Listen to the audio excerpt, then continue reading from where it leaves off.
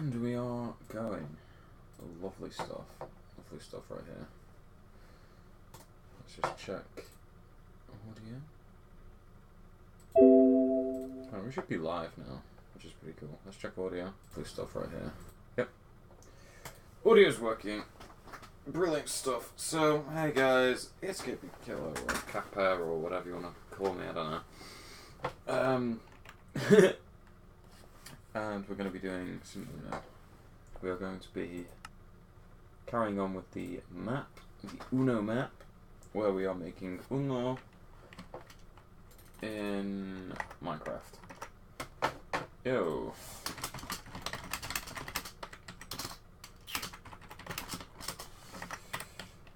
Right, so we're going to continue with this. Yes. So first of all, resource pack. We need to put this on.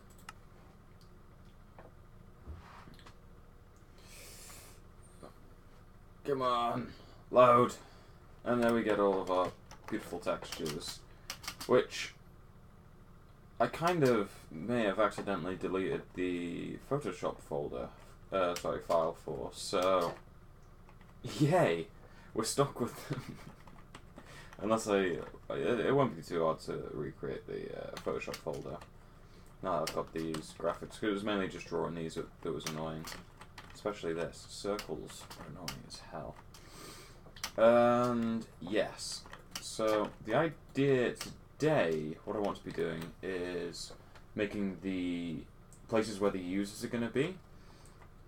So there's going to be one on each side. And then in the center, or possibly at each player, I need to be able to display the card that is currently on the top of the deck. And then I also need to be able to display the cards that each player has in their deck. So let's just quickly grab all of these. Right, so I'm thinking this is the way that they're going to be placed, like this. So these are going to be the 4 people that are going to be playing, or up to 4 people. And we need the 4 booths, or wherever they're going to be. And then we also need to somehow display the cards that they've got. And there's 2 components to each card. So if I'm using blocks, then I'll need a 2-high wall. So they could possibly like be up here, and they select from down. In fact, actually, that's yeah, actually, I like that. Maybe if it's just like a bit further back, like that. And then yeah, and then they can select it like this. Yeah, actually, I like that. So they can look up there, look down here, go across for the snowball, and it would. So if you don't know, the way that we're going to be doing this is we're going to have them all in survival mode. They're all going to have a snowball. Well, actually, they'll have a snowball when it's their turn, and then when they throw the snowball, it'll check what they're looking at. So say they had a few cards. Like, let's make a few cards real quick. So say they had some cards here. So let's move this to here. And we don't want them seeing anything. So I think the wall might be like this high, possibly. So they'll probably be like up here. Yeah. We'll have to just think about the visibility of everything, but we'll have like 7, 9, 8, like this is what I'm thinking currently. And then they can look at their card and say, I want that one, just look at it, throw the snowball, and then, yeah.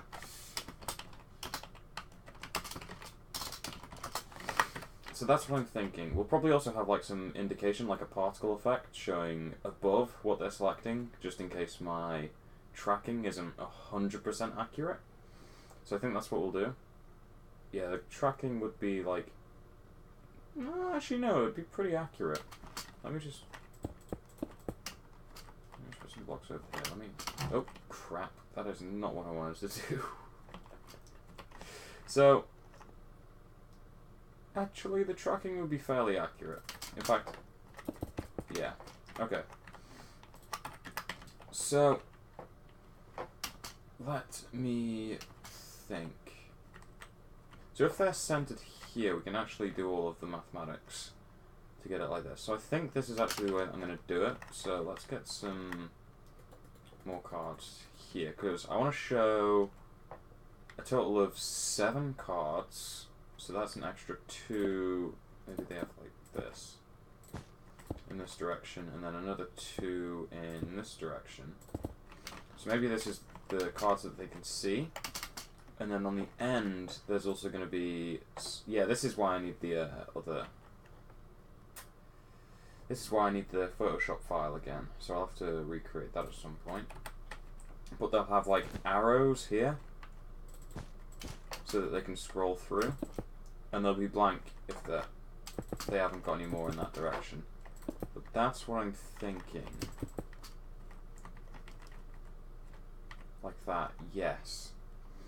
So what I need to do quickly, 1, 2, 3, 4, 5, 6, 7, 8. 1, 2, 3, 4, 5, 6, 7, 8. So it'll be there. 1, 2, 3, 4, 5, 6, 7, 8. So it'll be there. 1, 2, 3, 4, 5, 6, 7, 8. So it'll be there. Great. Counting with KP. And then how many on each side? 1, 2, 3, 4, 5. Like this. Like this. Of course, we're going to make it look more interesting. I just want to get the structure down before I do any aesthetics.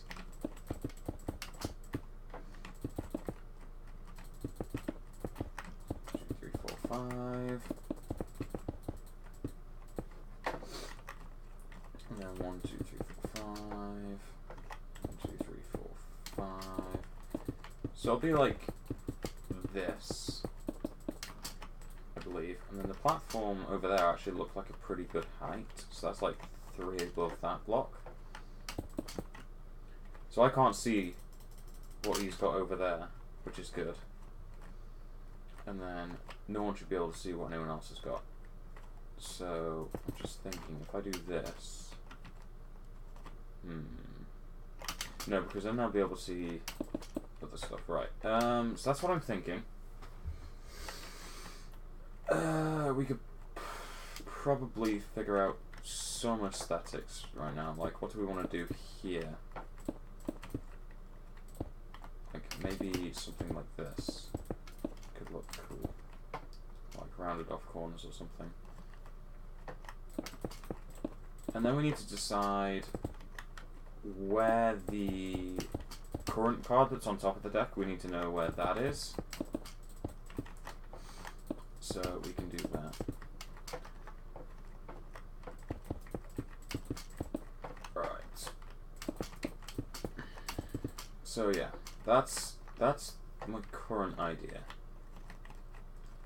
And then we could possibly have a floor, maybe. Maybe it could just be like rimmed, like around this bit.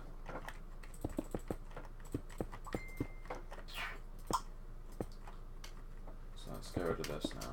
We'll leave the center block in its place.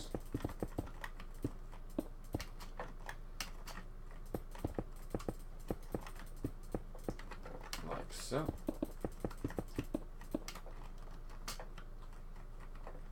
So yeah, maybe just have it rimmed like that. That might look pretty cool. Possibly even do that in the color of the person. So we still have some of our clays, right? No, I got rid of a lot of the clays. Okay.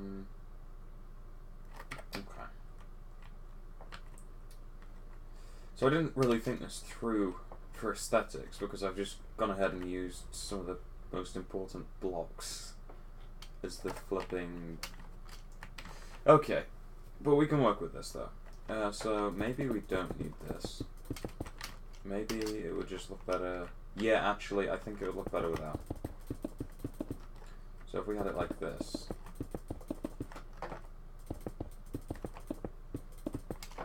And then we have the rims. And we're going to put this block here because this is visible. And it doesn't go there, it goes around like this. And then we'll just do it over here just to see what it looks like from the one with cards in it.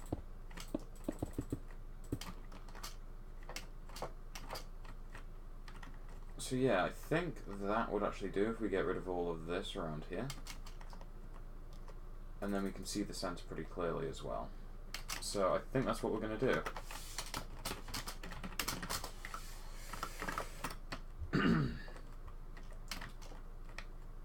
Okay, and then we need something to cover up all of this below here as well. So I think that might just be a floor that's like a lot lower, like a different block also.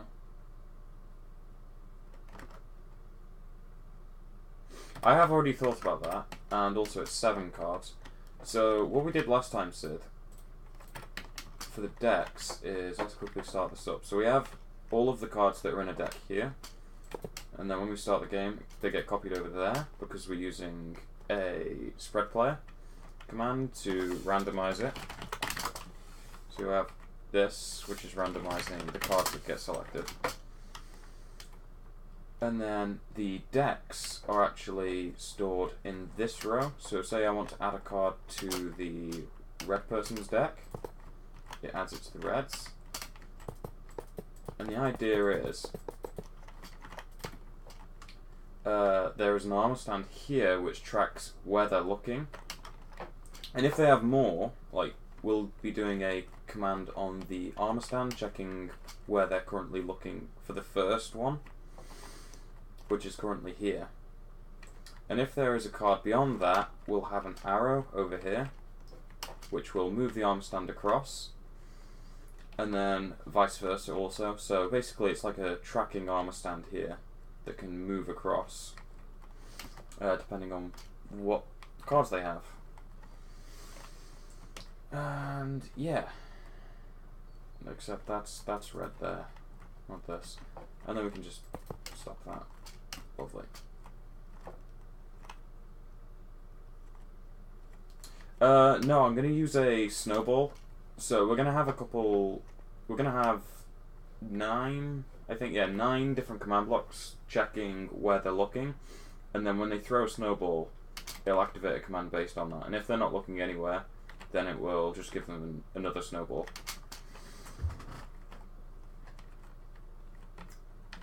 So that's what I'm thinking. And they're going to be in a fixed position here. So that's going to be pretty cool. I think we should get started on checking where they're looking. So that might actually be like... I might do that underneath here. And then have the commands... Yeah, that's what I'm thinking. But a lot of it's going to be pre-computed, so I'm going to have to...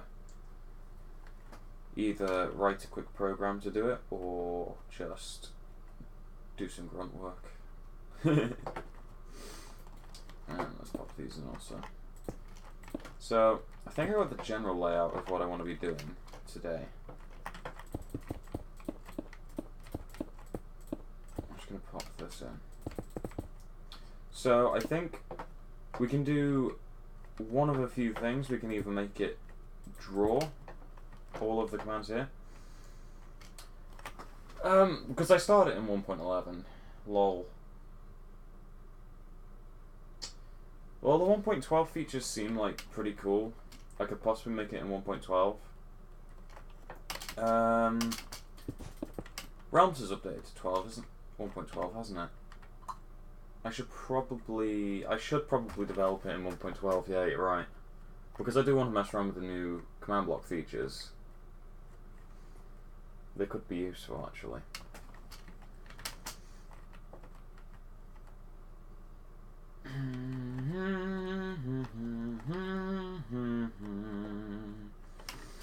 There's a few things we need to consider. So I'm gonna carry on developing it in 1.11 for now, and then move on to 1.12 in a bit, because I believe all of the commands are still the same, so I don't see any problem with that. Okay, so today I think what I'm going to be doing is doing the drawing of these.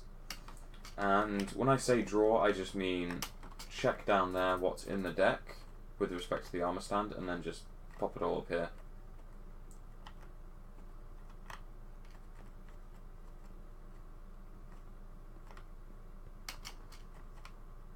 That is, yeah. I can't deal the deck instantly, Sid. But I do know about the loops and all that. And the reason I can't deal it instantly is because the way I'm randomizing it is I'm using a spread players command, and I don't think you can execute a spread player command on an entity more than once in a tick.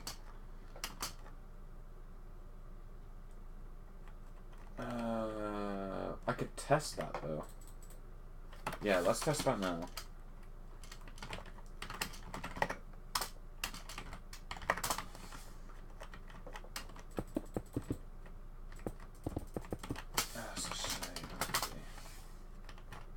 What's the name? RNG. That's what the name is. So we can do slash. I need the spread player command that I've got over here. Lol. So I'm actually just going to quickly turn that off. I'm going to nick the spread player command. Well, I just don't think entities can have the commands executed on them, like positional differences. Yeah, I'm executing things on this. So I'm spreading the armor stand across this platform here. And actually, I should move this like way over here.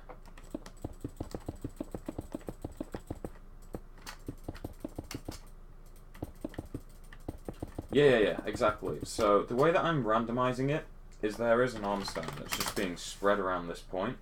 He's not at the moment because I've just disabled the command, but every tick it would choose a new location and then I'll just take out the card that's underneath him. Like I'd literally remove it and just move it over there. Well, I'd clone it first and then remove it. Anyway, so we got the spread player command and then make a chain. Slash execute at e name equals RNG.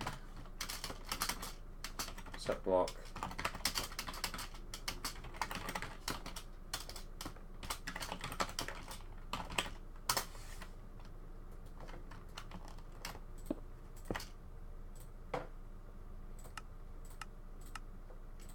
Did I just set that to conditional? I did. These are just meant to be always active. So what we can do? I guess you can actually then. Yeah, we can use 1.12 now. Actually, now that I think of it, yeah, that makes a lot of sense. So, what I just did there was within the same tick. I believe these all run in the same tick. I mean, pretty sure that's why they were added, but that just shows you can execute spread players on entities more than once in a tick. Okay, we can do that, actually, yeah. Okay, so let's use 1.12. Right.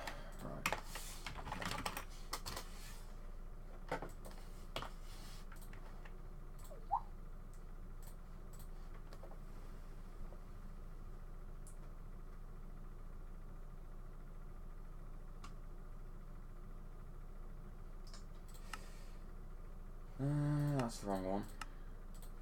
Yeah, well, we can see if everything still works. So, let's first of all get rid of all of this. And let's see what happens if I do this. Because this is all I've done so far. That seems to have gotten some random ones, which means the spread player command is working. And that is very good. Okay. So we could probably change it the way that this all works. But for now, I just wanted a way of, you know, getting some stuff into this memory here so that we can actually start doing it. Okay, so now we're in 1.12. Lol. Did I just... Yeah, I did. Okay, cool. So, what I want to do, basically, is just draw all of the things on here. And that will be relative to the armor stands that are here, which are going to track where the player's looking. And the way that we're going to do this is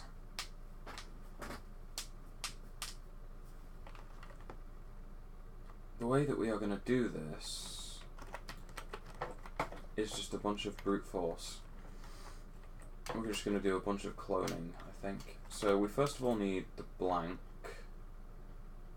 Actually no, we can use fill commands and then all that. So we'll do redraw functions for all of the different colours.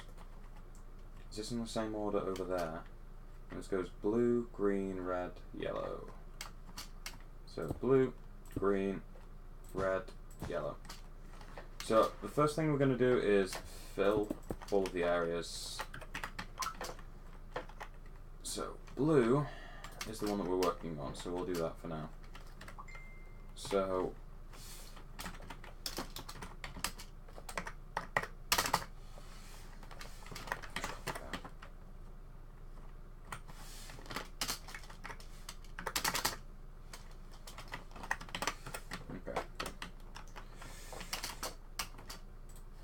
so we'll do this. Minecraft, what is the ID for blank? What did I use? I used black wool.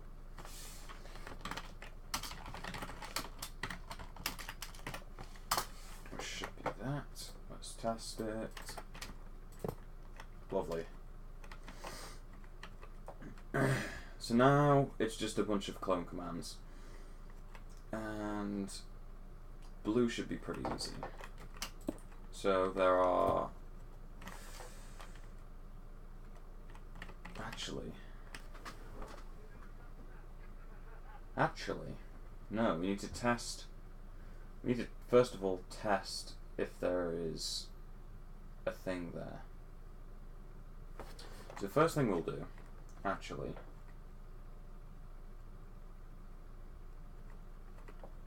yeah, okay, I know how to do this. So say there's 3, 4, 5, 6, 7 there.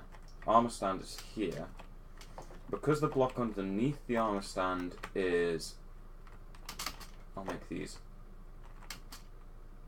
Yeah, let's just keep it as quartz. Maybe actually we do not do it as quartz.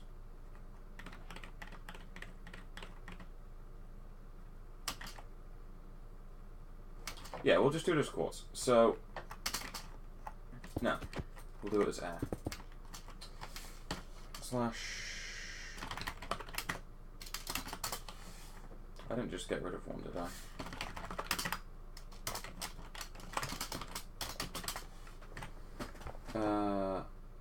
Green marker, green last, red marker, red last, blue marker, blue last, yellow marker, yellow last. Okay, that's fine, that's good. Right, so because the block underneath the armor stand is air, it doesn't show an arrow.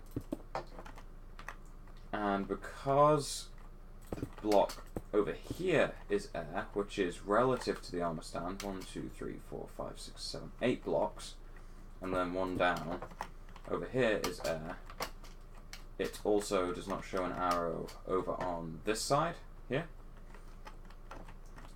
And I should also,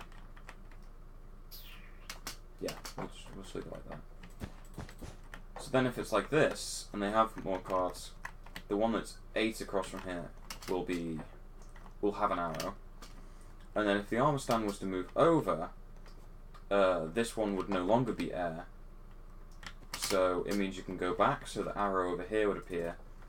And then once you are here, 1, 2, 3, 4, 5, 6, 7, 8, yeah, once you get to here, the arrow for going right would be gone, because you'd be showing 1, 2, 3, 4, 5, 6, 7 cards. Yes. So that is the way that I'm going to do it. And then we're just going to clone the ones with respect to the armor stand. So let us get our coordinates first. So let's quickly, before I even texture the block for the arrow, or arrows actually, now that I think of it, the arrows are going to be this and that. That's what I'm going to use for the arrows. Actually, yellow, red, green, yellow, blue, not yellow. We will use pink. So that'll be left arrow, that'll be right arrow. So, first of all we need to do a check. So we'll do chain slash test for block. Oh, actually, this is annoying because we're not testing for a block, we're testing for not a block. So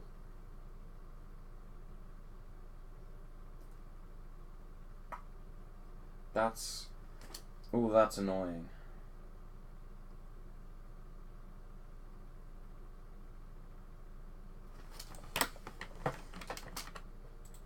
Slash execute at e name equals, I think I named it blue marker. Let me just check real quick. Blue marker? Did I call it blue marker? I called it blue marker.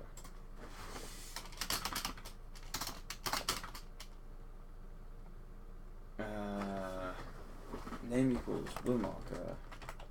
I should really put a type in here.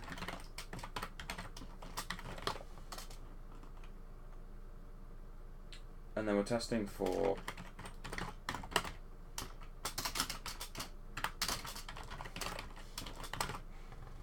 air.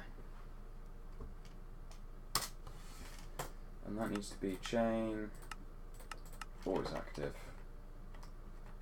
So what I think I'm going to do here is I'm going to pre-compute what is already here, right? That's what I'm going to do, I think. I'm going to pre-compute what's here, and then I'm going to draw it. This is actually quite annoying. This is very annoying.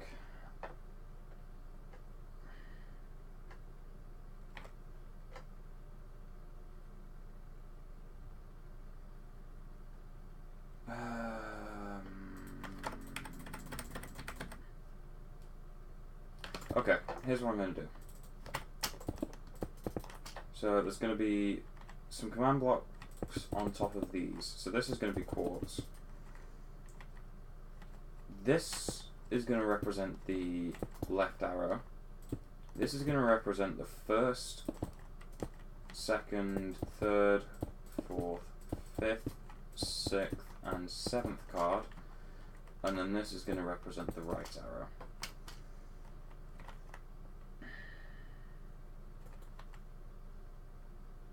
And these need to be moved one over. Right, I've got an idea. I know what I'm doing. Right. So first of all, the way that I usually do my command blocks is I use quartz and coal. And the reason for that is because it's like binary to me. So, what we're first of all going to do is we're going to go one up, not two up, one up, and then two in the positive Z, and then 1, 2, 3, 4. Right, 1, 2, 3, 4, 5, 6, 7, 8, 9, 18. One up, 18 Z. Quartz block 0, and that should not be a space. Replace Minecraft coal. I think that's the ID for it. Coal block, yeah. So say there's a coal block on the end here, and there's a coal block at the beginning. This should reset it. Good. And then we're going to do some things based on the armor stand. And we're just going to basically be checking for air, I believe. Air block, air block, air block. Yeah, we're just going to be checking for air blocks. So, slash execute at E, type equals armor stand, name equals blue marker. test for block.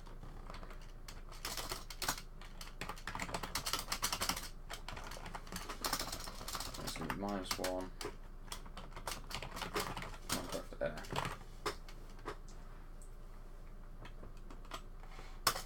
And then we are going to basically just copy this and use it many times.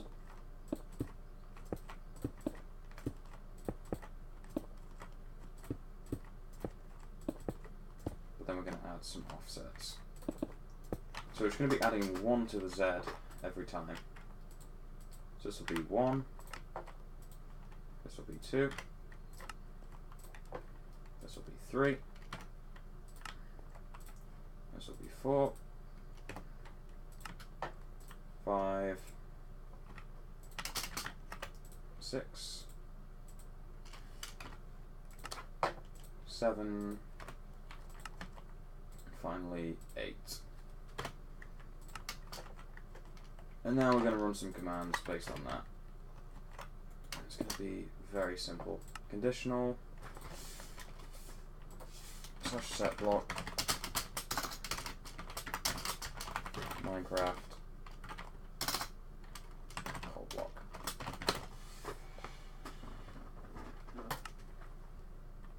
Possibly actually just make it a redstone block. Yeah, just do redstone block.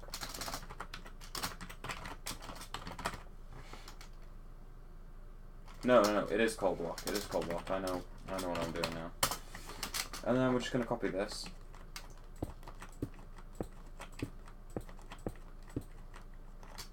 Put it all over here. And that's the first one. We need to make that conditional. This conditional. This conditional. That conditional. They need to fix this. If you make something conditional, it should be in the MBT data. Right, so that's what I'm thinking. So because it's here,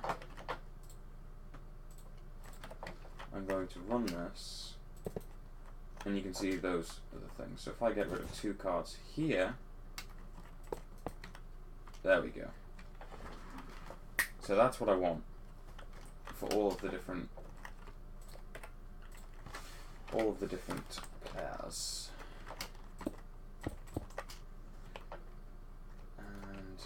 What I'm going to do is change this to green.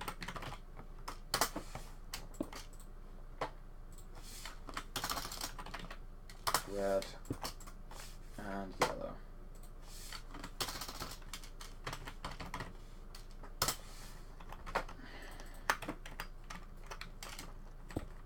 And then we're just going to do the same thing.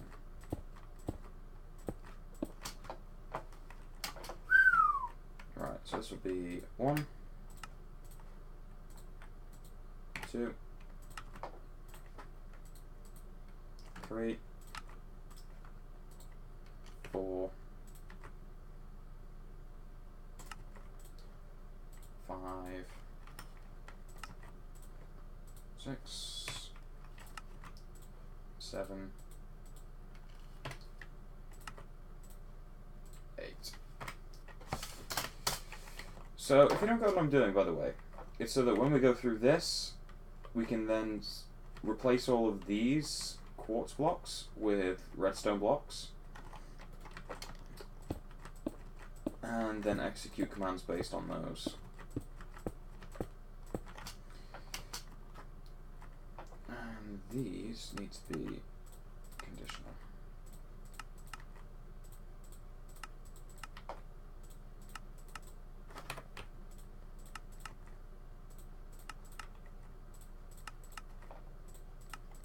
Now that I actually know what I'm doing, I can copy the commands, right? Yeah.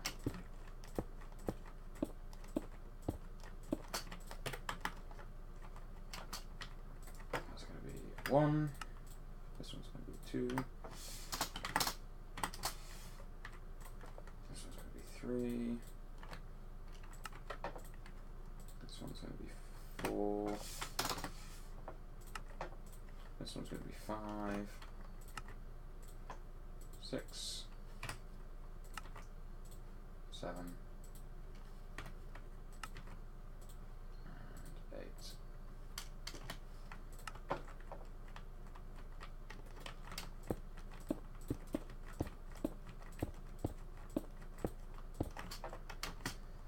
Like so.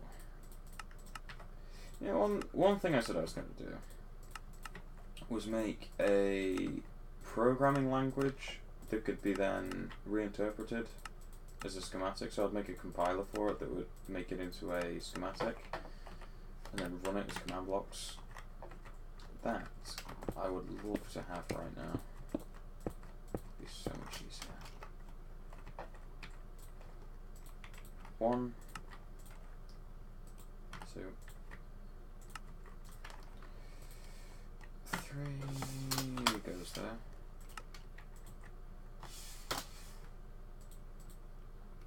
4.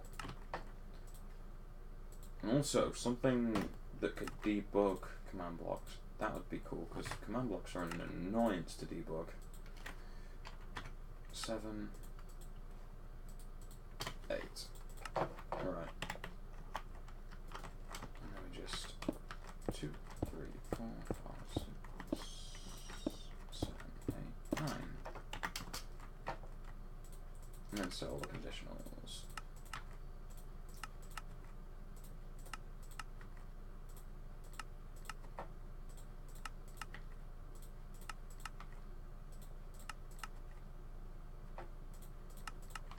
Right. And then what we need, basically,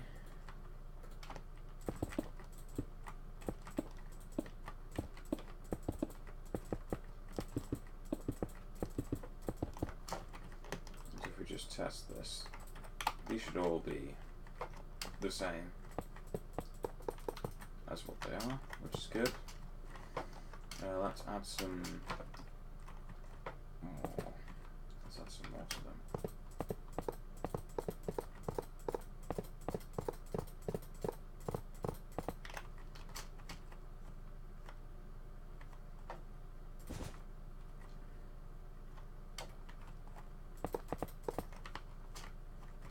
Okay, let's try these now. So these should change. And there we go. Awesome stuff. So that's left arrow, right arrow, render the cards, because they have cards that are available.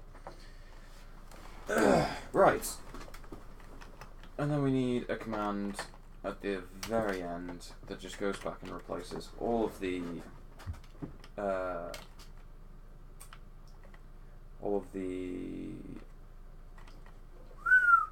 I'm forgetting the name now, the quartz blocks with redstone blocks.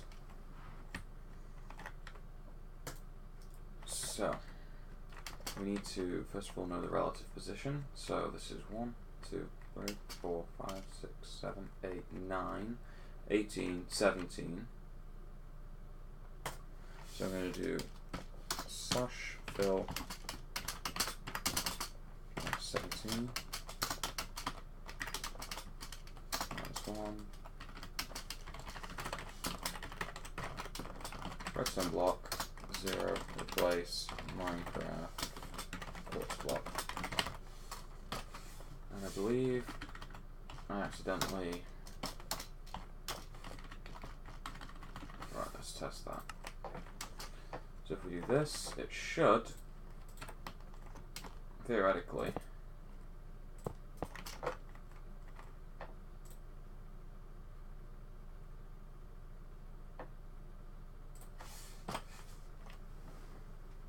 one, two, three. There's the error. There we go. So that's pretty cool.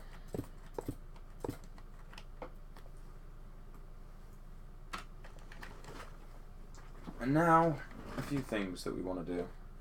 So we want, of course, the render, the render call, which would be the impulse command block, like so, and then the one that just resets this one here. So let's just quickly get those. Cool. So, one quick thing that I'm going to test actually is if I put /set block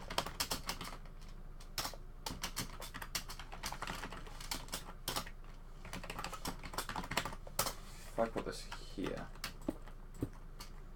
like this, and then I put some ordered things,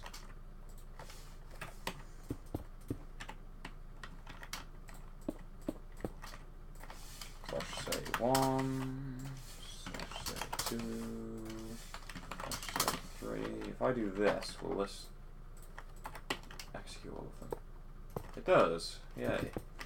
Okay, so that's how we'll do it. We'll have a bunch of impulse command blocks, like this.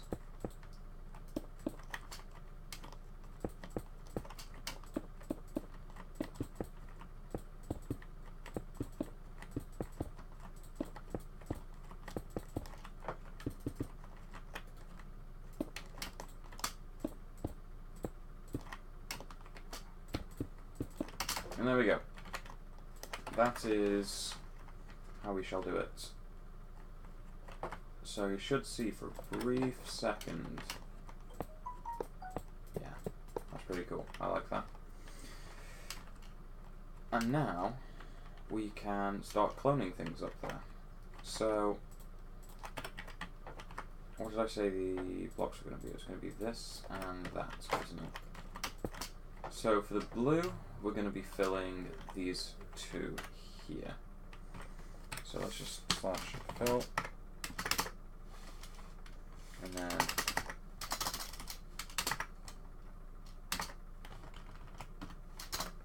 /2.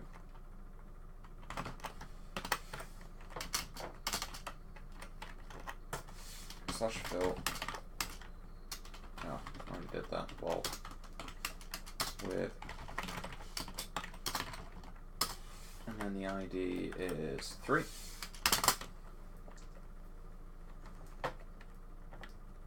And then we can do some cloning now. So we're going to do /execute at e type equals on stand name equals blue marker clone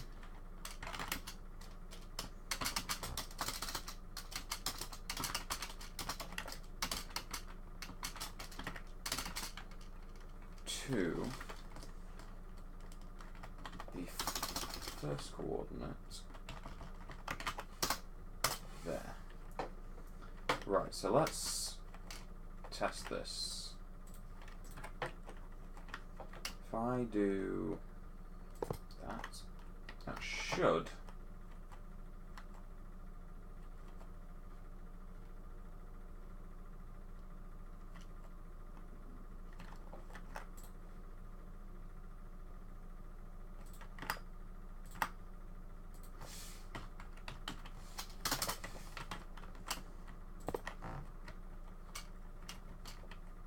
yeah, okay. And that's the first one in the blue, isn't it? Yeah, okay, cool.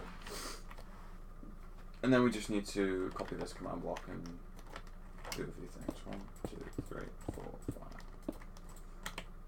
5, 5, 6, and then that one's different. That one's like this, but it's the 6, and it is 8. So we add 8, that's 1004. Right. So now that one's done. So now what we do is we add 1 to the Z position here. So that'll be 8. And we add 1 to the Z position here.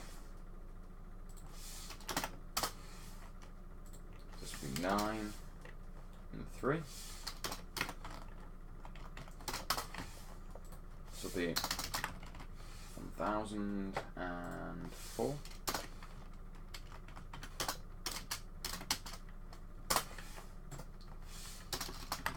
1001, 5, 1002, 6, 1003 and 7. Okay. So let us try this now. So this should draw blue's deck. And that looks correct. 6188 null. 6188 null. Okay, coolio. So this now draws blue's deck, and if we add more to his deck, this is still running, isn't it? 6, we do that, and then we redraw blue's deck. Why is it all pink? It's this last command block, isn't it? Is it because I forgot to change that number? It would be. So now you could see the arrow would be here to say, hey, look, you can scroll. And hey, Ninja Shock.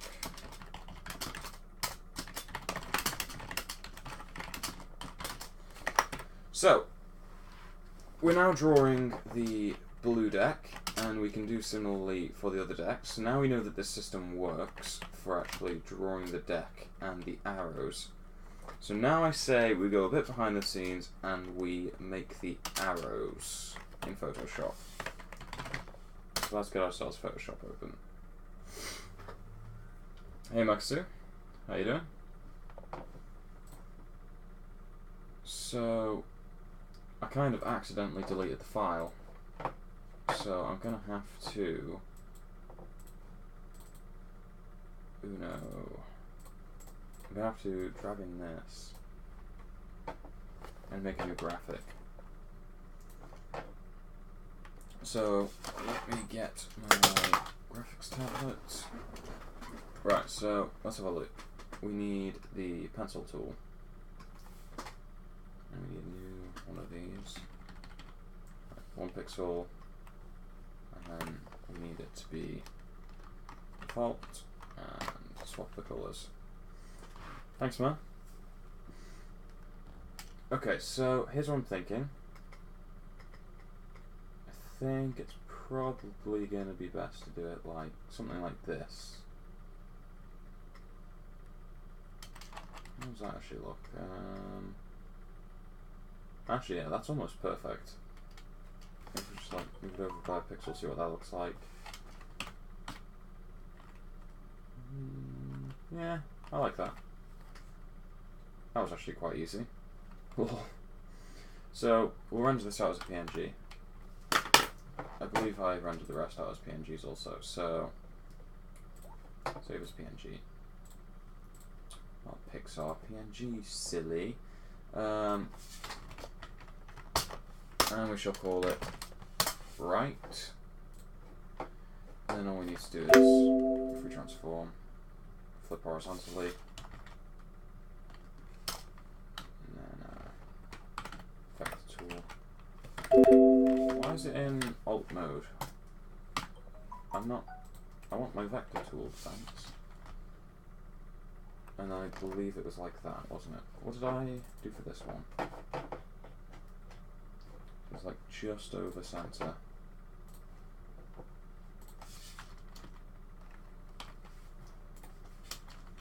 Actually, it looks wrong there, so I think it would be here. Okay. Save as PNG left. Okay. And I will remake that project, that Photoshop project, at a later date. But right now we need to go to here, copy this and this into the resources folder. And what was it? Wool. Where's the wool one? So it's wool, coloured. And I believe it was light blue. Is that how it's? Okay, let's open up another one of these real quick. That's not spell out data.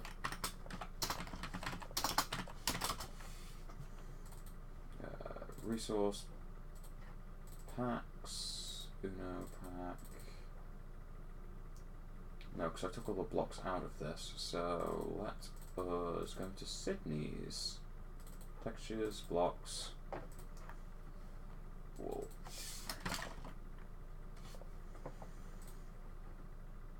Yeah, it's just light blue.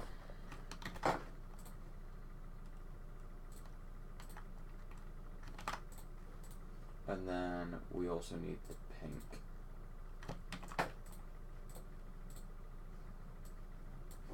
And this is weird. Well, and then right gets changed to pink. Awesome. And then we're just going to copy these into my actual resource pack.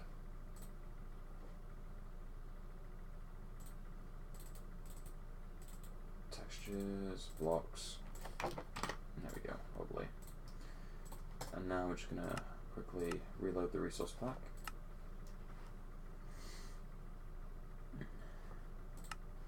It looks horrible without it, doesn't it? Look at that. Don't play this game without a resource pack. I swear. When it's done, that is. And there we go. We have arrows now. That might be a bit confusing. Maybe we could have, like, carpets. No, we can't have carpets, can we? Like, I left white, didn't I? I left white alone, hopefully. No, I didn't.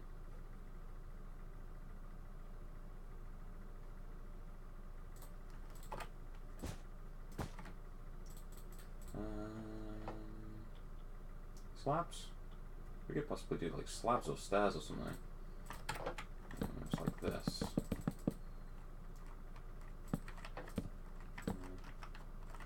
Well, we'll figure that out when it comes to aesthetics.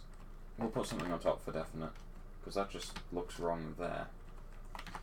So now, let me actually do /tp cat e name equals blue marker.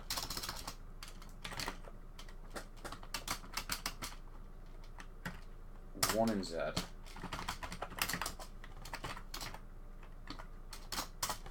So now the blue marker's here, which suggests that they've clicked on this once. So now let's see what happens. I want to actually just grab the coordinates of here. The observer block is now Minecraft console. Oh, console editions, right. Sweet.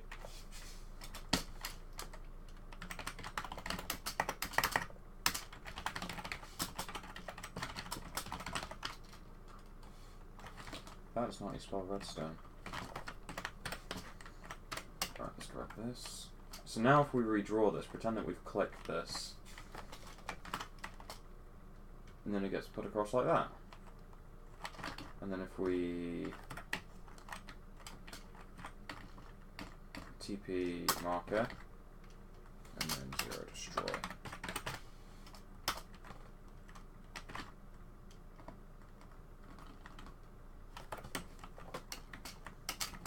So we're scrapping these.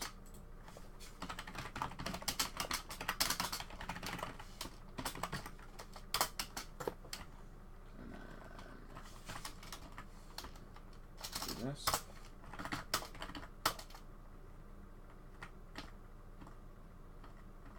Sorry, this, then that gets shifted across,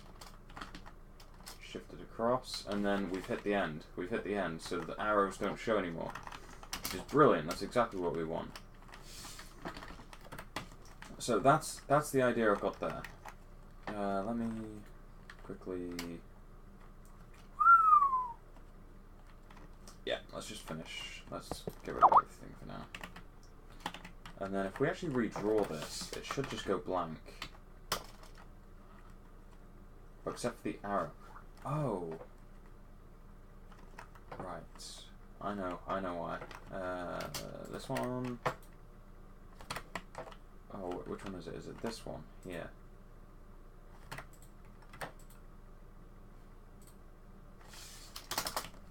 Lose that one.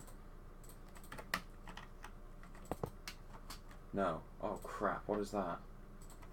That's over there, like right over there, I think. I think it's this one. Yeah, it's that one. Okay, great, okay. So now if we redraw, it should be fine. Yes. Okay, so now it's blank. Awesome stuff. Okay, so now what we've got to do is just do that for the other three, and then we have the display. The display works, and then we just need the input. Once we have the input, we can do the game logic, and then we're done. So we do the output, the input, game logic. And we also need to somehow show the current card. I don't know yet whether to do it like up close to the player, like right here, because that kind of obstructs view of the player across there. I'm gonna guess you don't want to do that. So maybe it could be. Where could the current, like, I'm thinking the middle. Like, let's actually see how visible that is. So if we get a difficult one to see, like, colours are obvious. But if we have this, how visible is that? Actually, that's quite visible. Thanks, man. Thank you for the congratulations. Lol. Yo, like, the three people are actually watching me. Tell me how visible you think that is. Or if I should put it up closer to each of the players. Because I'm unsure on this decision. Alright, that's like the most obscure card to see. Like, the colour, fine, but like the symbols, that's like the most detailed one.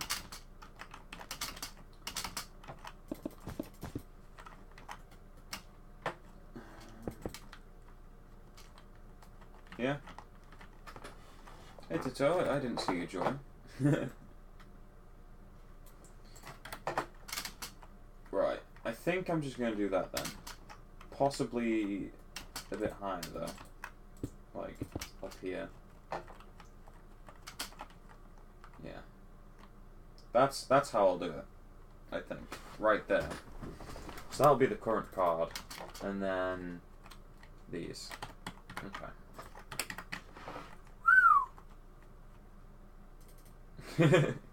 Nice.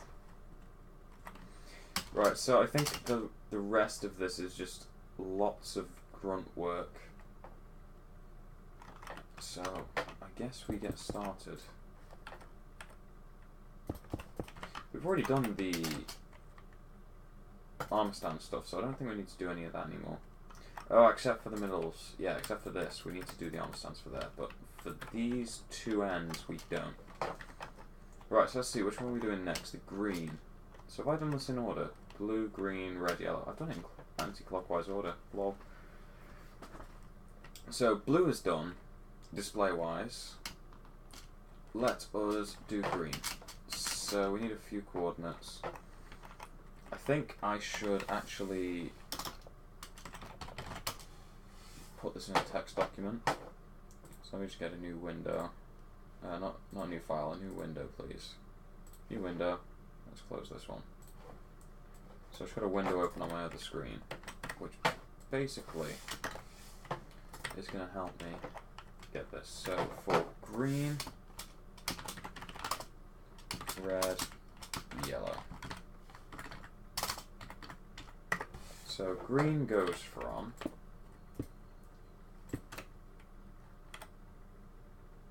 do I need a text document? No, screw the text document. Okay, I'm being indecisive now. So all we need to know is it goes in positive x, and this is the base coordinate. So we're going to do /fill. I'm going to copy that, and we're going to put it here.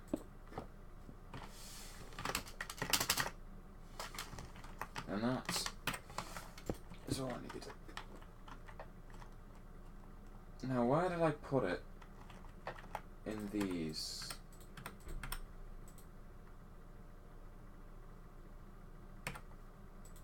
Right, it's here. So it's this. 15. Right, let's try that. Real quick. Okay, good. That looks correct. Awesome stuff. Right, so that's what these ones do. Let's just quickly clean out ROM. Oh, RAM. This is technically a RAM module. Same as that. That's like the main RAM. And then this is like cache. No, this is just it doing conditional statements. Okay. So now what we need to do is get the coordinate for this. So let us quickly / build 2. And this one is 3, so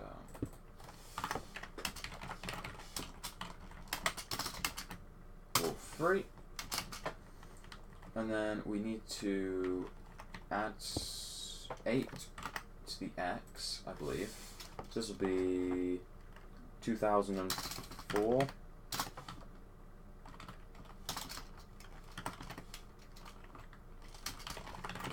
Minecraft wall 6. So let us just quickly check these are correct. That one's correct. This one is not. What did I just fill with this one? Minecraft.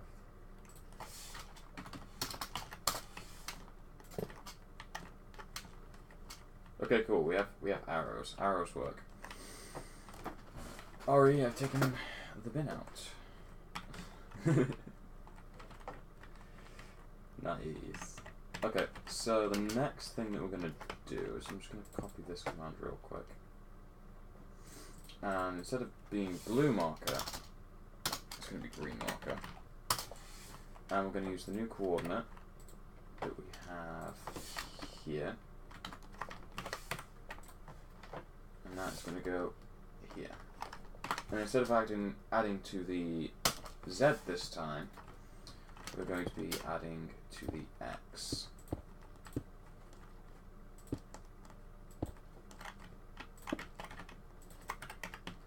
So that's the first one. Here's the second one. So we change this to 2. 2. And then we add to the X. That'll be 7. 8. And 3. This will be 9 and 4. This will be 2005. 2001 and 6.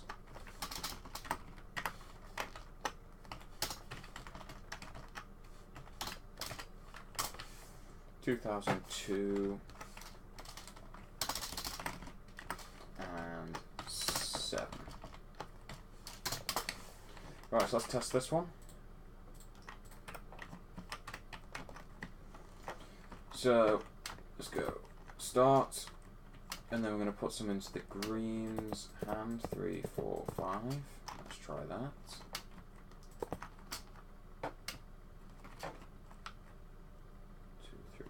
Oh, I've made that same mistake again. I've made the same mistake. So this needs to actually be 7. Needs to be 8. This needs to be 9. This is 2000.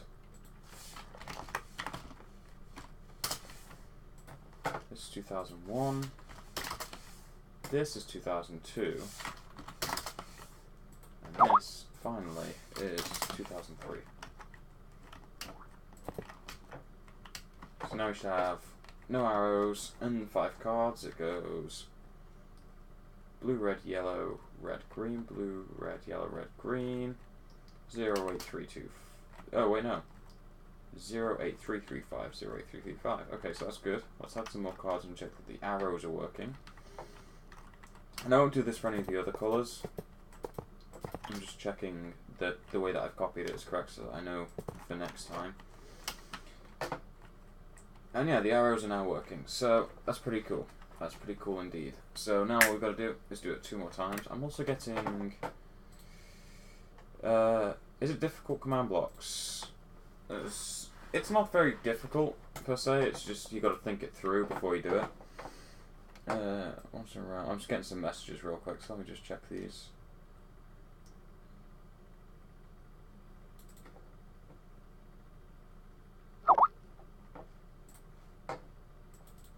Lol. Right. What is this? Thanks. Okay, let's carry on going. So, I'm assuming green works. Let's just stop that. And then we'll also just redraw green. So it should be blank completely. That's good. It is. So that's all good. And by the way, the reason that I'm not removing any of this stuff beyond this point is because I don't really need to. Because the starting position of the armor stand is here. So it only checks up to here to start with. And when cards start getting added here, so when this one gets added, it actually removes this block here. And when one gets added here, it removes this one. So that's why I'm doing that. Yes. I like this so far. So we're going to now do, what colour? Red. Red. Okay, so red, we're going to need the coordinates. And this is going to go backwards. So...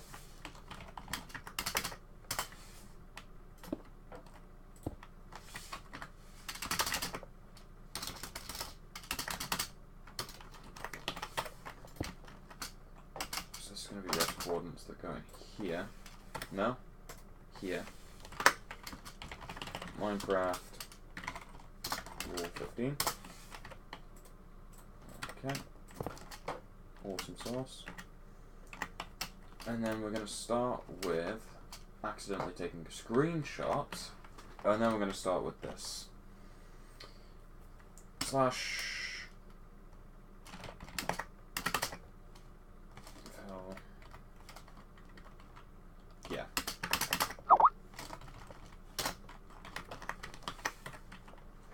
That's what we shall do.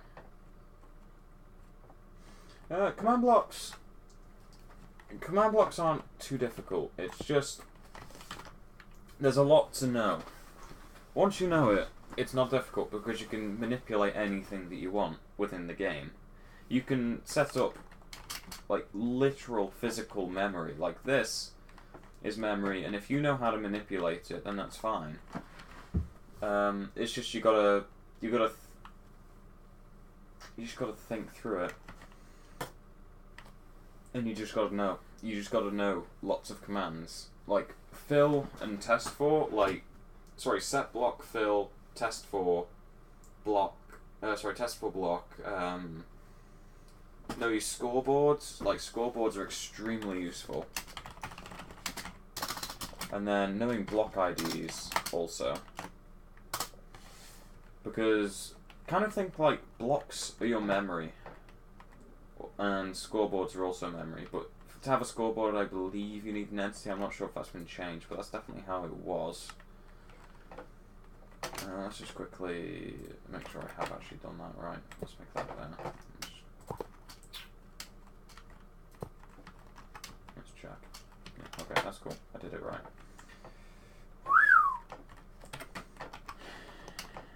Okay.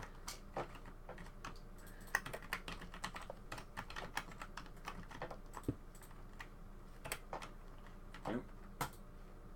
That is not what I meant to do. So, a few things we need.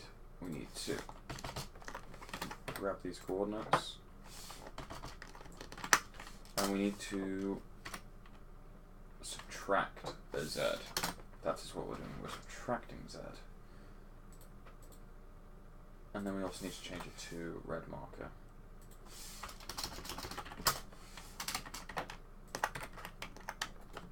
One, 2, 3, 4, 5, 6, 7.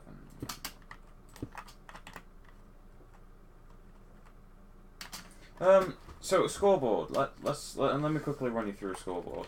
So there's 3 types of scoreboards. Commands. Sorry, there's 3 scoreboard commands. Just quickly summon a sheep. Give him a custom name.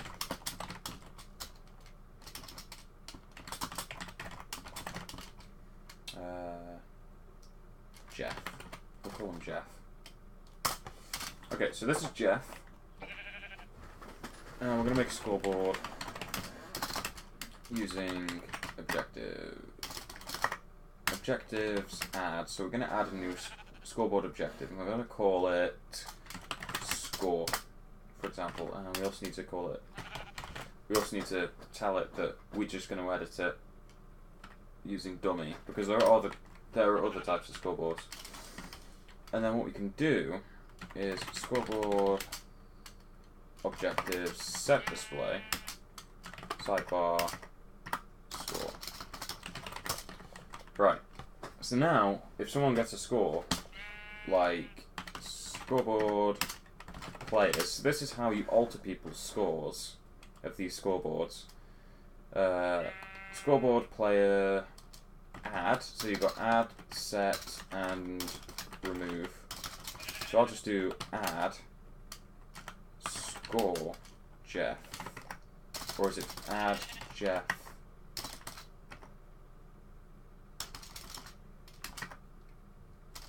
scoreboard players add Jeff. So we'll do at e name equals Jeff score and the amount, and then you can see it's kind of like a variable. You can also use remove. You can also do set. So say you want to set it to like 100 or 1,000, that also works. Then you can do that. And then the way that you can get it back is you do test for at e name equals Jeff score minimum equals, and let's say 1,000. Says it found him. If we go to 999, why is that working? That shouldn't be working. Maybe it's because I named the scoreboard score.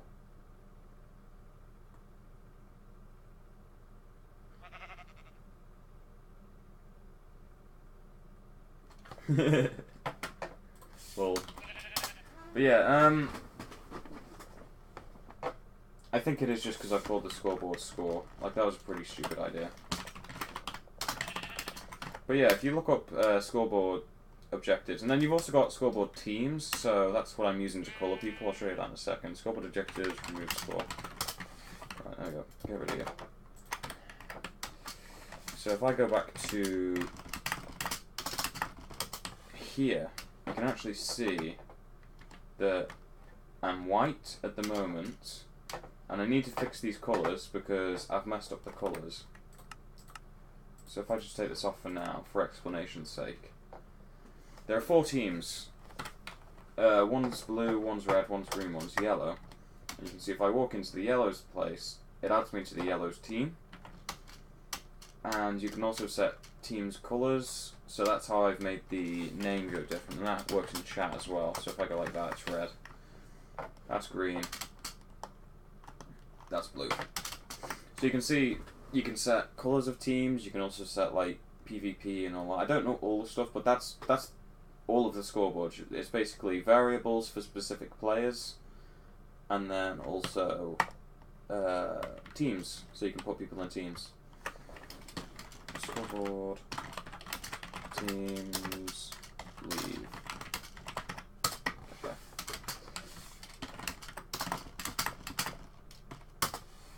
Right. But yeah, that's look it up. It's super useful stuff for command blocks. Right, I haven't done this yet, have I? So that's 1. And we need to subtract off Z. So that needs to be 2. 2. 2. It is right, isn't it? Yeah, 3, 2, 1, 3, 3, 0,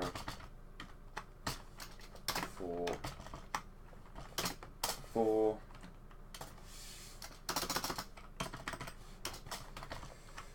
5, 5,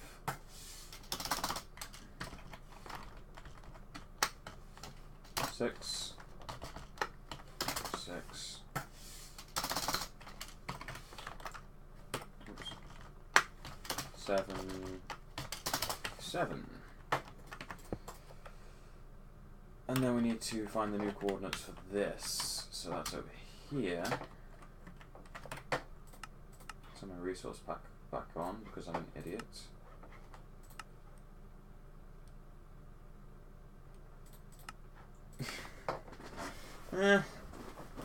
Subs on everything. I do this for fun, so I mean subs would be nice, but then you know I'd much prefer have a small amount of people that do care about what I'm doing rather than having a large amount of people that don't. You know. Let's just change this.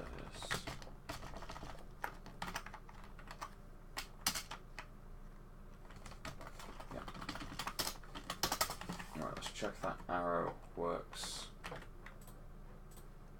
Because I think I've just messed up the command.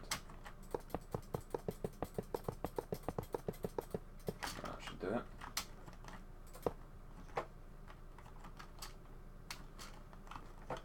Okay, yeah, that's cool. Let's quickly just check that. 2, 6, 8, 2. Yeah, that looks like it works. That's pretty cool. Ugh, right. And then let's just, yes. Awesome stuff. These should all be blank right now. Yeah, this system is working out to be pretty nice. So now, one more is left. Only one more. And that's the wrong order, isn't it? It's going to go the other way. Yeah, I thought so. So...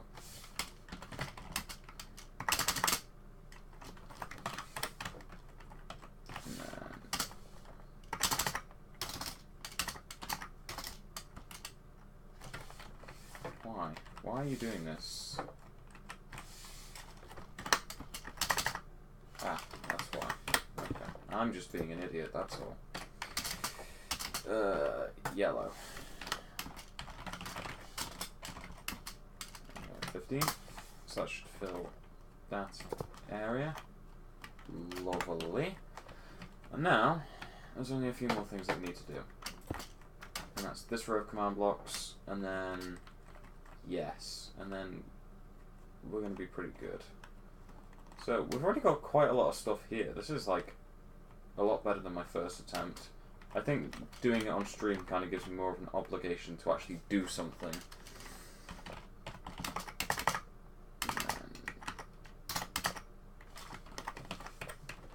I think that's what's going on. The fact that I'm doing it on stream means that I'm doing more.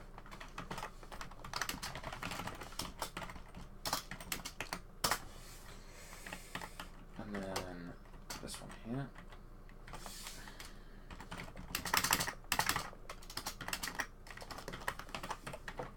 This one goes to the end.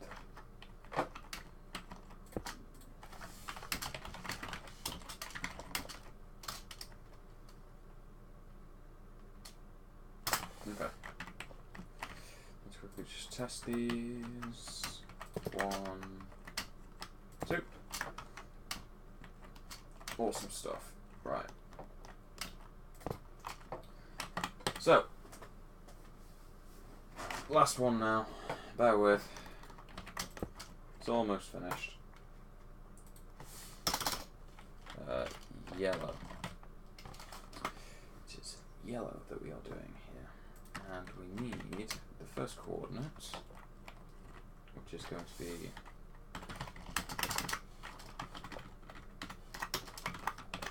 that one. And this is going to go into here. Now let me quickly just check that I've got that 100% correct, yeah. 100% correct. Good. So this is now checking through yellow marker. Yeah. And we are going to be subtracting x as we go up. So this is going to become 2.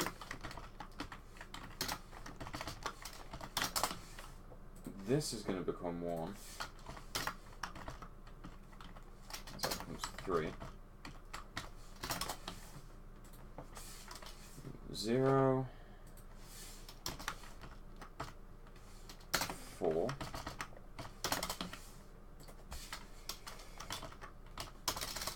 999. 5? Is it 5? Please tell me it's 5. It is 5. Okay. 999. 998. 6. 997 and 7.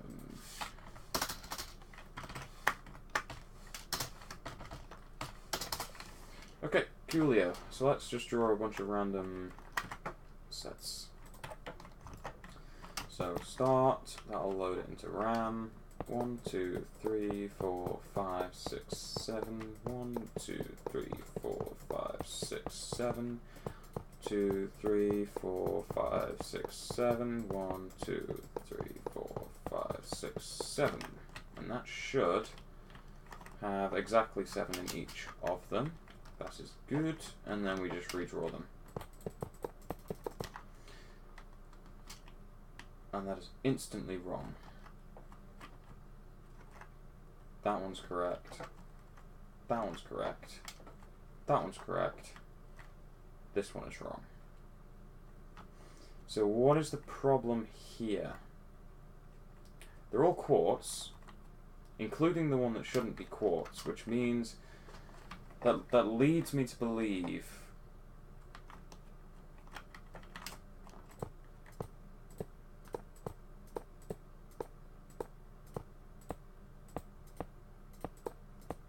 oh, actually, that makes a bunch of sense. Okay, that makes sense there. All of these should be quartz in that case. Yeah, that's fine.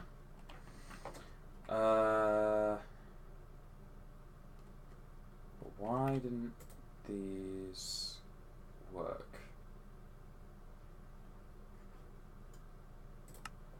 These are getting executed, right?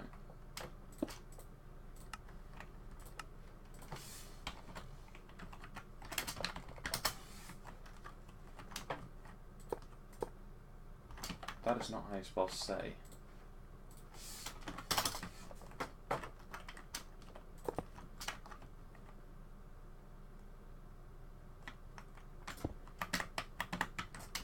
Why is this one not working? Like, yellow's got the right things. What's that showing? That's showing the first 4. But 5, 6, and 7 for some reason don't work. So 1, 2, 3, 4, 5, 6, and 7. These ones here.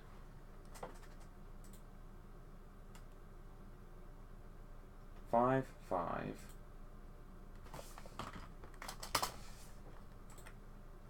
2,000. Oh, it's 1,099. Okay.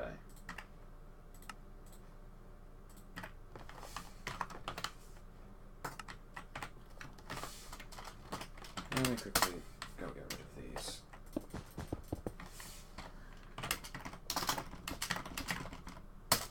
There we go.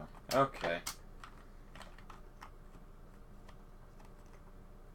Is there any reason you're using redstone blocks instead of block data? Because I'm old school and I can't be bothered learning all of the new stuff. I just want to make stuff. Like, it's not going to affect the performance as far as I'm concerned.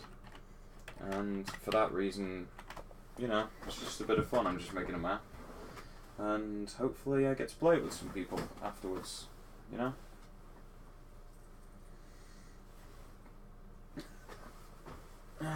I don't fully keep up to date with all the updates because there's just too many of them. Like, I am going to be messing around with the for loops and while loops with command blocks, the new command block updates.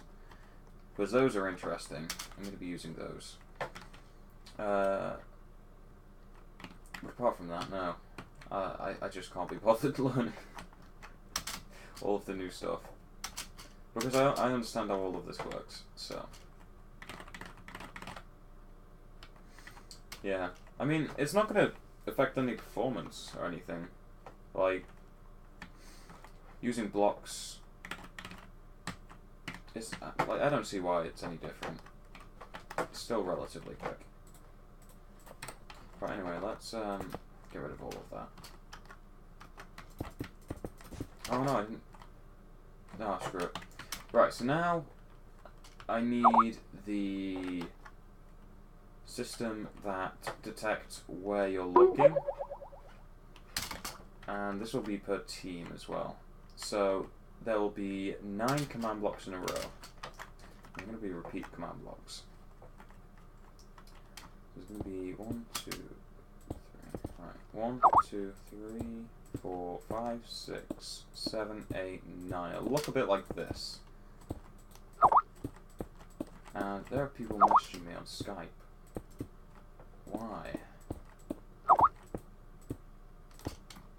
It'll be like that. These are going to be testing the position that you're looking. And then if you're not looking in any, then I think there should also be a failsafe for when you throw the snowball. Because when you throw the snowball, I think what it's going to do is put a row of blocks in front of all of them, or the ones that concern you, and then activate a command based on that. And if no command gets activated, I think it should give you the snowball back. I'm just going to quickly put myself on Do Not Disturb. Good idea.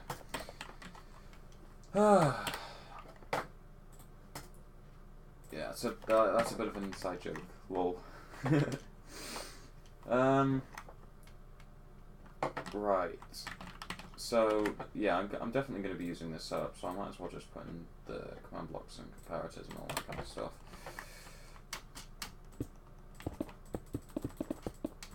So, let's put all of these in. And yeah, screw it, I'm using comparators because I don't care.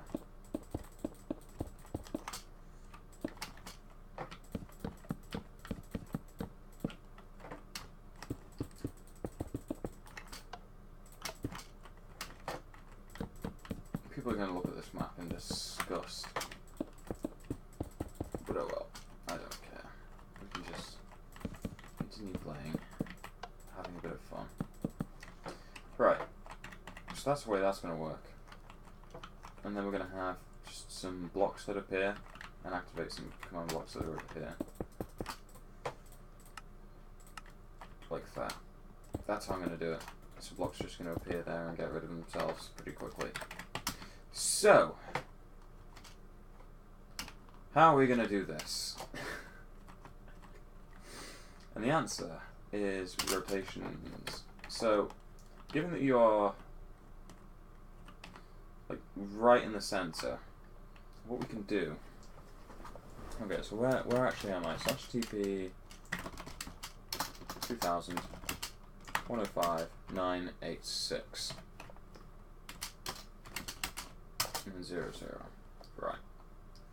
So what you can actually see is that I'm actually in the center. It teleports you to 2000.5 and 986.5.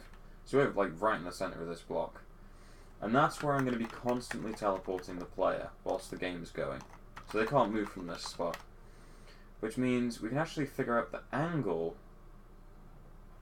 here and the angle here with respect to this horizontal here.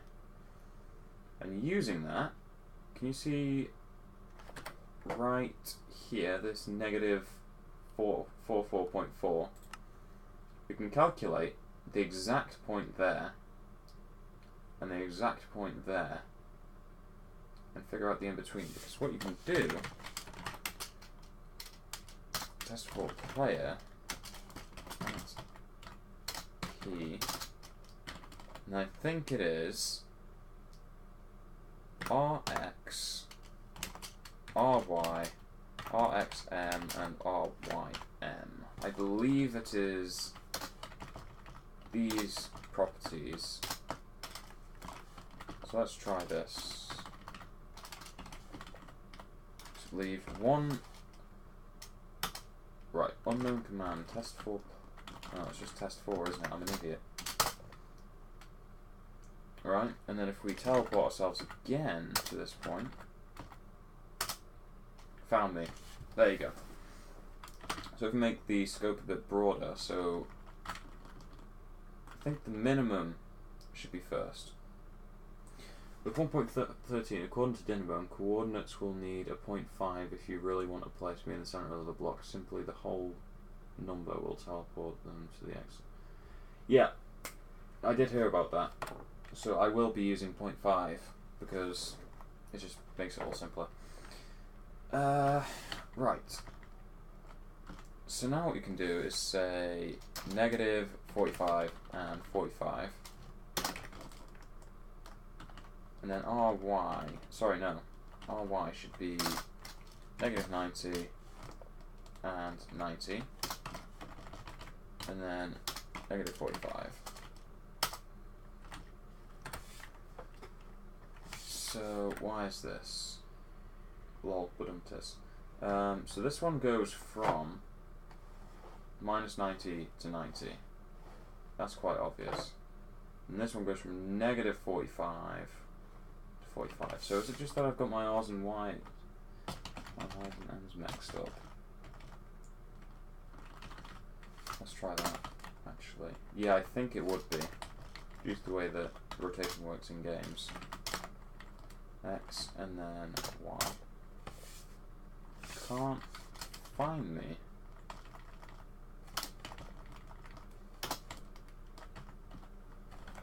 That's interesting.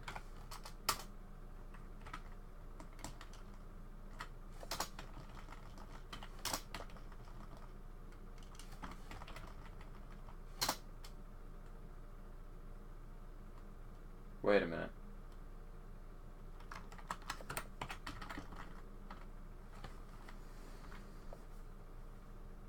There's two negative 45s here. So the minimum would be negative 45, the maximum would be that. Right, so it found me. So if I'm looking in this direction here. Okay, yeah, so I was right. The X and the Y's are the opposite way to what I thought they were. But we can use this to find people that are looking in exact directions or within a range of directions, and that's pretty cool. So we're going to do some quick maths. So this is 1, 2, 3, and then the faces are there. Okay. So let us do some maths. So we are in the middle of this 1 meter by 1 meter unit block. So this is where we are. And then what we have is 1, 2, 3. And then here are the cards. So I'll do this in red. There's 1, 2, 3, 4, 5. Arrow in there. 6, 7, 8, 9. Arrow. So what we're looking for right now is the angles like this. And if 0, 0 is straight ahead, we're looking for this angle here. And that's a right angle triangle. So the angle, what we know is that this is 3.5. That's 3.5. And then this distance here is 4.5. So what we can do is say that tan of the angle, theta, is equal to the opposite over adjacent, 4.5 over 3.5, and hence the angle is the inverse tangent of 4.5 over 3.5. And we can work that out, pre-compute it, and that gets us the first angle. And then we do the same, but with the next one. So we have 3.5, and it's the inverse tangent of 1. So in this case, the inverse tangent of 1, which I don't know off by heart, because it's 3.5 over 3.5. And that's what I'm going to be doing. So let us get our angles. And then once we go to new players, all we need to do is... And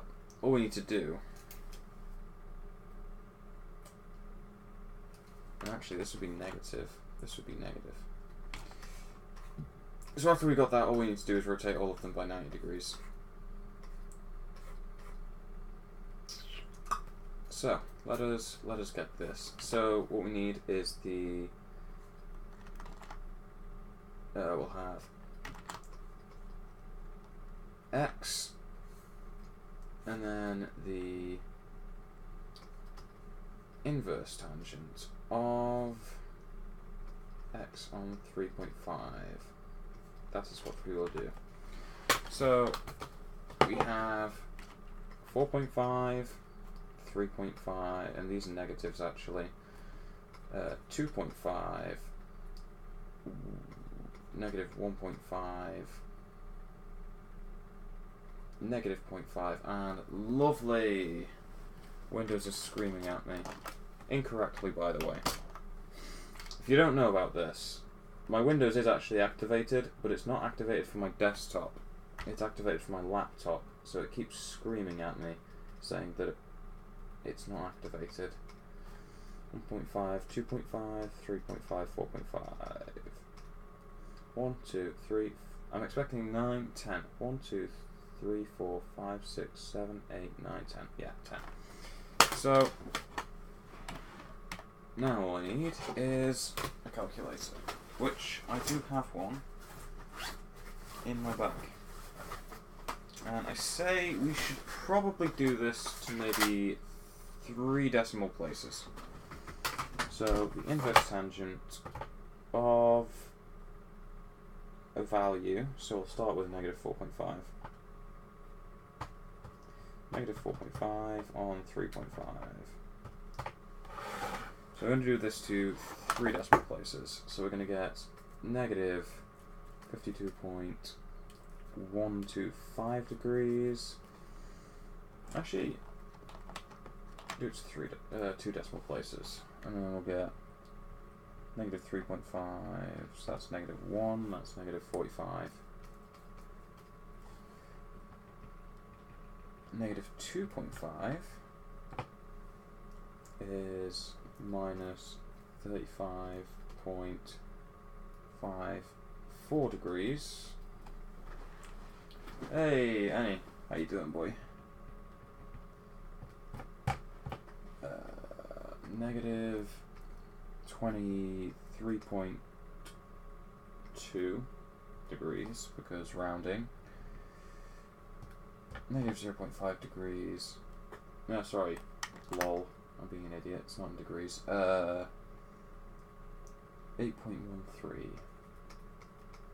degrees. And then we go to the positives, which I'm pretty sure are just going to be the inverse of these. So you'd have 8.13, 23.2, 35.54, 45, and 52.13.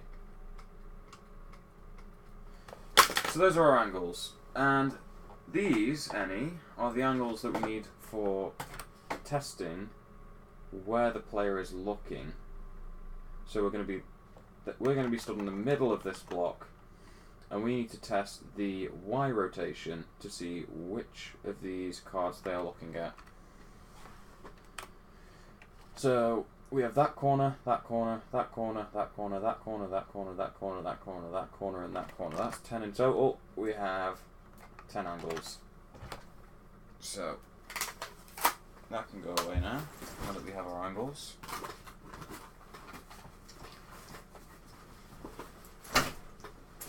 And the great thing is about this, when we're testing, this one's going to be the RYM, and this is going to be RY. And as we go down, they're going to stay in this order. We're just going to move them along. So it should be 9 in total. So, let us move this onto my other screen so that I can use this myself. Right, so that was for yellow. So I'm going to keep consistent with this ordering system. So yellow is on the bottom.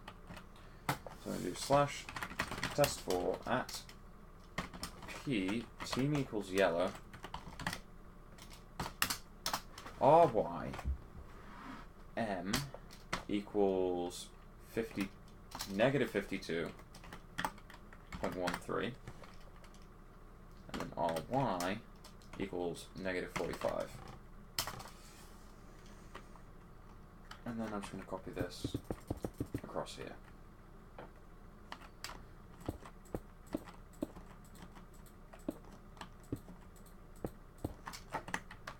And then we should be able to just change these. So this is the first coordinates. This is going to go to negative 45. And then this one is going to go to negative 35.54.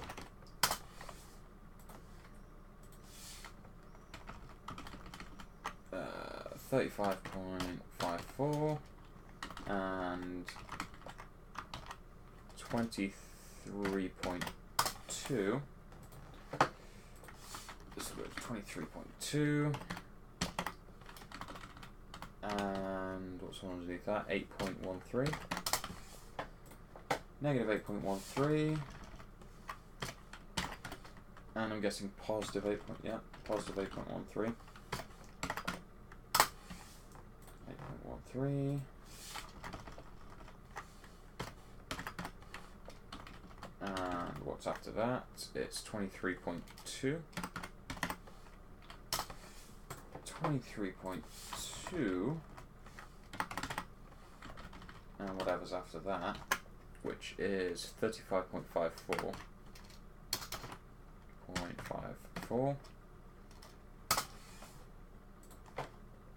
35.54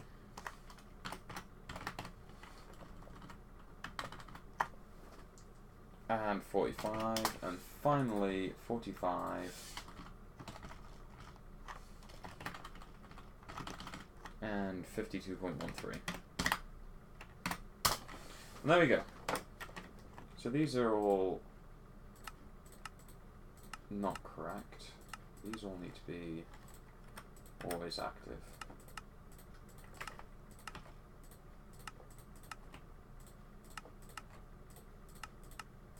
So, let us test this out, I think.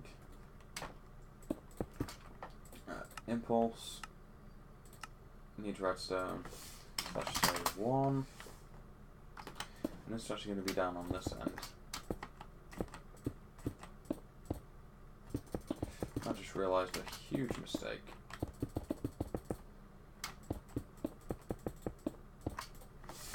Two, 3, 4, 5, 6, 7, 8, 9. Okay. So now, if we join the yellow team,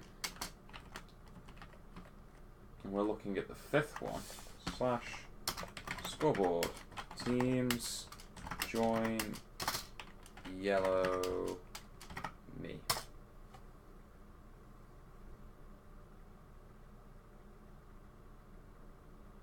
Three. No. This is not working.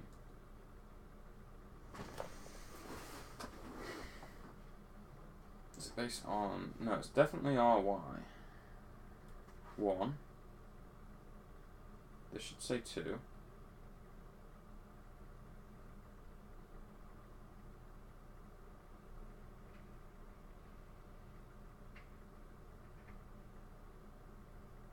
some reason that activates that. Okay. Yeah, they are Uno hands, yeah. And they dynamically draw from memory, which is pretty cool. However, I would like to know why this doesn't work. 1, 2, 1, 2.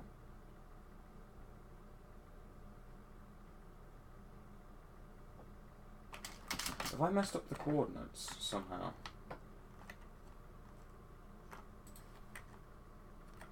That's negative, that's all negative. That's fine. Negative. Negative, positive. Positive, positive. I'm very confused actually. None of these should be on right now. None of them should be on. But for some reason, some of them are. Let me get a lamp real quick.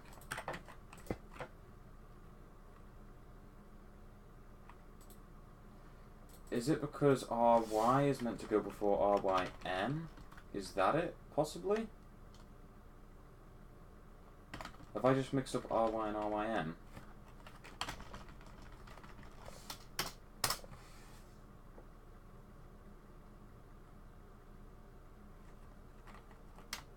Let me quickly test this.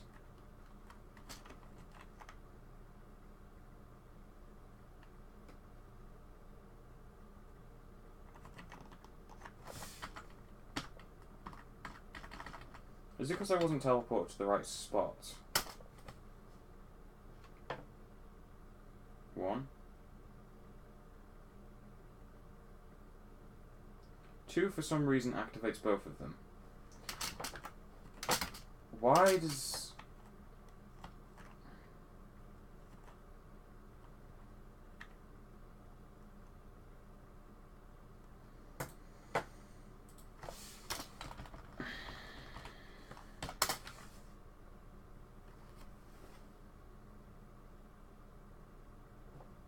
Why...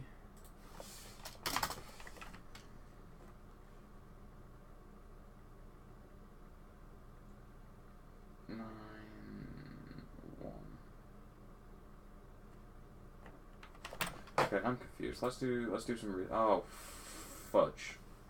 Did not mean to activate that. Clicking on all the wrong things. Okay. Player selectors. Minecraft.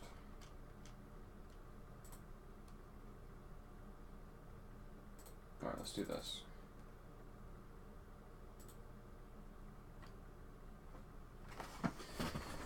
Let us... Right, so nearest player. Maybe we could do all players, see if that makes any difference. But I would like to have...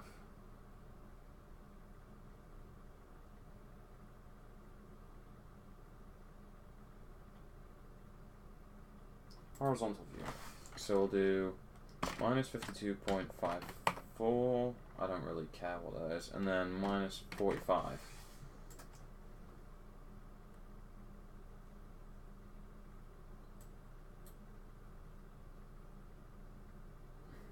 Okay, let's go. Generate selector. Okay, whatever. So RY before RYM. Okay. Let me see if swapping them around works.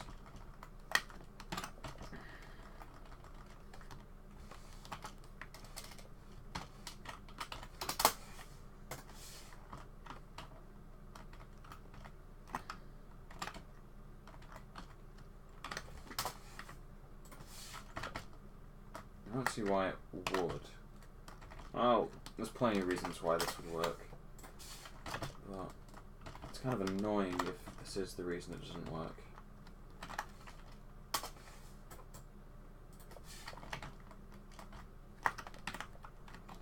It's completely possible that it's also because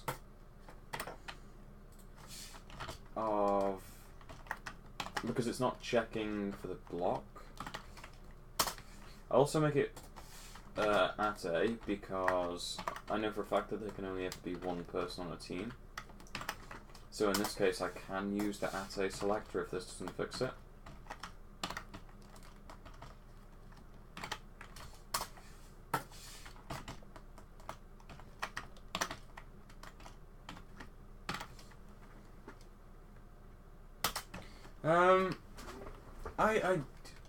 I seriously doubt you're allowed to make porn games in Minecraft, and that is wrong.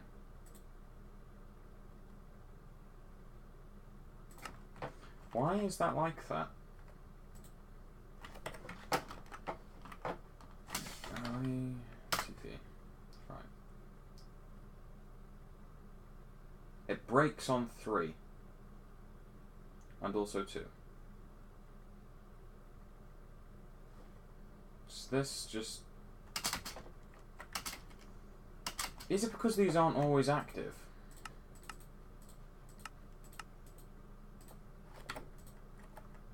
Are these actually running?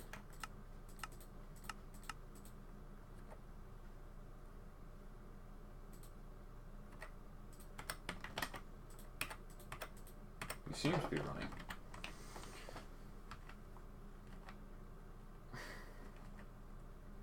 Does it need a position? Does it need to know the position of the player? That is the next question. Alright, let's first of all try changing it to at A. And then we'll put the position in. I don't want this to be too explicit, or else it might not work. That's my problem.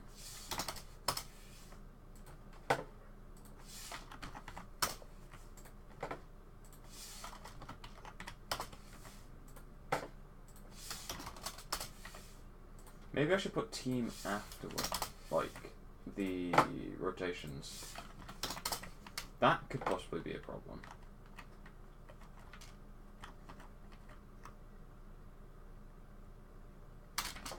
Okay, let's try putting the team on the other side first.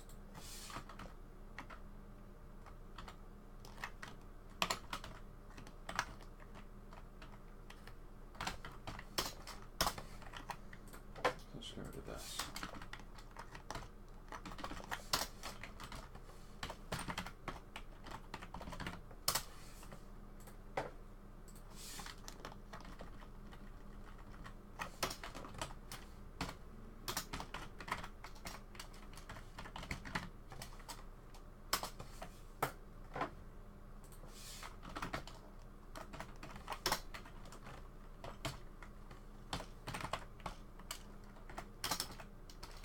Team equals yellow.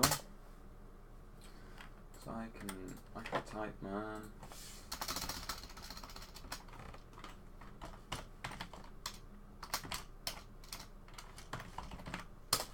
See, the thing that I'm glad about is once I've done this once and it's working, I don't really need to deal with this when repeating the others.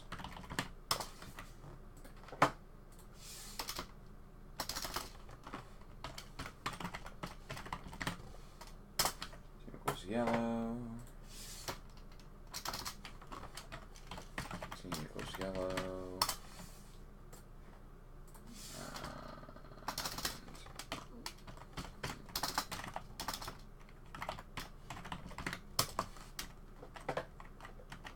Right, let's try this. I don't think this is going to work somehow.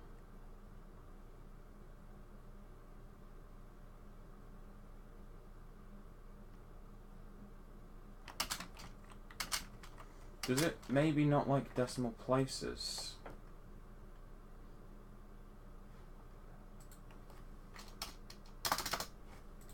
You know what, if it's this, I'm going to be very annoyed. Because that would explain why the 45s are working.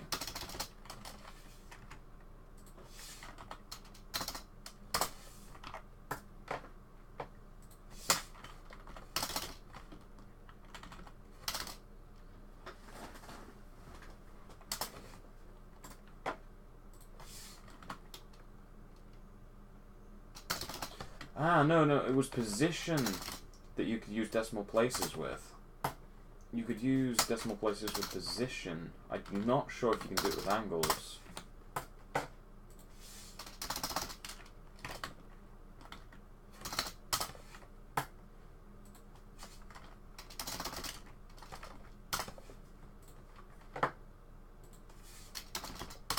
Okay, let's try that. Oh, this is already more promising. So that's TP. 1, 2, 3, 4, 5, 6, 7, 8, 9. Lovely. Right. Very good. Okay, it works. Our problem is solved. Right. Slash scoreboard. Teams empty yellow. So I do not want to be in the yellow team anymore. Right. We have our angles for yellow. I think I will fill in the angles for red, green, and blue when I'm not on the stream. In fact, that's a lot more than I was hoping to get done today. So that's pretty cool. Let's just quickly clear out these. Alright. So that's actually super awesome. I'm very happy with the progress.